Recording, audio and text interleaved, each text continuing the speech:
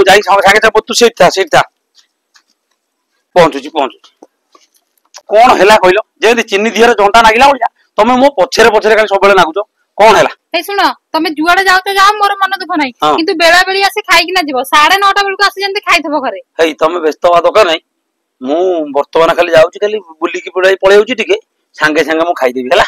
ନାଇଁ ତୁ ଅବିଆ କରୁଛୁ ଖାଇଦବୁ ଫେର 9:30 ରାତିକି ଖାଇବୁ।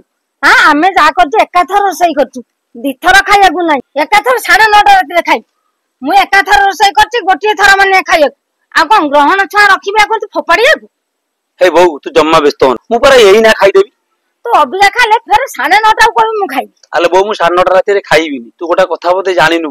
କଣ କହୁ ଗ୍ରହଣ ଯେତେବେଳେ ନାଗିବା ଠାରୁ ଗ୍ରହଣ ଛାଡିବା ଯାକେ ସମସ୍ତ ମନୁଷ୍ୟଙ୍କର ହେଲା ପେଟ ଖାଲି ରହିବା ନିହାତି ଦରକାର।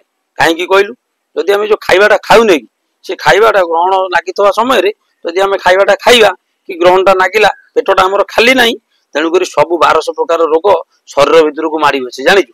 ସେଇଥିପାଇଁ ଆମ ପେଟଟା ଭୋକ ସେତେବେଳେ ରହିବା ନିହାତି ଦରକାର ଗ୍ରହଣ ନାଗିବା ଠାରୁ ଗ୍ରହଣ ଛାଡିବା ଯାକେ। ମୁଁ ସେଇଥିପାଇଁ ମୁଁ କହୁଛି ବର୍ତ୍ତମାନ ଖାଇଦେବି ସେତେବେଳକୁ ମତେ ଭୋକ କରିବ ଠିକ ଗ୍ରହଣ ଲାଗିବାଠୁ ଗ୍ରହଣ ଛାଡିବା ଯାକେ ମୋ ପେଟରେ ଭୋକ କରିବ ତେଣୁକରି ମୋ ଦେହକୁ ଆଉ ରୋଗ ବୈରାଗ ପ୍ରବେଶ କରିପାରିବନି। ମୁଁ ସେଇଥିପାଇଁ କହୁଛି ଏଇନା ଖାଇଦେବି। ତମେ ତ ଏଇ ସବୁ କଥା ମାନୁନାହାନ୍ତି ବୋଲିକା ଦୁନିଆ ରୋଗ ମାଡି ହଉଛି ଜାଣିଛୁ। ହଁ ସତ କଥା। ହଉ ଚାଲ ଆମେ ସମସ୍ତେ ଏଇନା ଖାଇଦବା। ହଁ ବିଗିଣା ଖାଇଦବା ସେତେବେଳକୁ ପେଟଟା ଆମର ଖାଲି ଥବ। ତେଣୁକରି ଏଇ ସବୁ ଜିନିଷଟା ନ ମାନୁଛନ୍ତି ବୋଲି ଆମକୁ 1200 ପ୍ରକାର ରୋଗ ମାଡି ହଉଛି ଆମେ ଜାଣିପାରୁନେ ଆମ ଶରୀରରେ କଣ ସବୁ ଘଟି ଯାଉଛି ଆମର ଅମକ ରୋଗ ହେଇଛି ସମକ ଡାକ୍ତର ବି ଚିହ୍ନି ପାରୁନାହାନ୍ତି ରୋଗ କାହିଁ କହିଲ ଆମେ ଏ ସବୁ ଜିନିଷକୁ ଆମେ ମାନୁନେ ବୋଲିକା ବୁଝିପାରିଲ।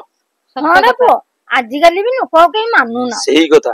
ହଁ ଯାହା କହିଲୁ ଠିକ କଥା କହିଲୁ ଅବିକା ଚାଲ ସଞ୍ଜ ଗଡି ଯାଉ ଖାଇଦବ ସଞ୍ଜ ଗଡି ଗଲେ ଖାଇଦବ 2-3 ଘଣ୍ଟା ଭିତରେ ତମର ସେ ପେଟରୁ ଖାଇବାଟା ଝଡିଗଲା ତେଣୁକରି ତାପରେ ଆଉ କିଛି ଟେନସନ ନାହିଁ। ପେଟରେ ଭୋକ ଲାଗିଲା ଯେତେବେଳେ ଗ୍ରହଣ ସେତେବେଳେ ଲାଗିଲା ଭୋକ ଲାଗିଲା ଆମକୁ ଗ୍ରହଣ ସେତେବେଳେ ଲାଗିଲା ଗ୍ରହଣ ଛାଡିଗଲା ଆମର ସରିଗଲା ଆମକୁ ରୋଗ ବୈରାଗ ଆଉ ମାଡି ବସିବନି। ହଉ ଦିଅ ଚାଲ ବୁଝିପାରିଲ। ସତ କଥା।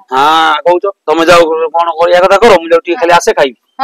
ହଁ ତମେ ଶୀଘ୍ର ପଳେଇ ଏ କଥାଟା ମୁଁ ଭୁଲ କି ଠିକ କହିଲି ହେଲା ତୁ ବି କେତେ ଜଣ ଅଛନ୍ତି ଲୋକମାନେ ତାଙ୍କୁ ପଚାରିକି ବୁଝିଦବୁ ଦେଖିବେ କଥାଟା ଏକଦମ ଠିକ ବାହାରିବ। ମୁଁ ବି କିଛିଟା ଜାଣିଛି ଯେ ହେଲେ ଆମ କଥା କଣ କି ଆଜିକାଲି ମାନୁଛନ୍ତି ଯିଏ ନ ମାନିବ କଣ କରିବା।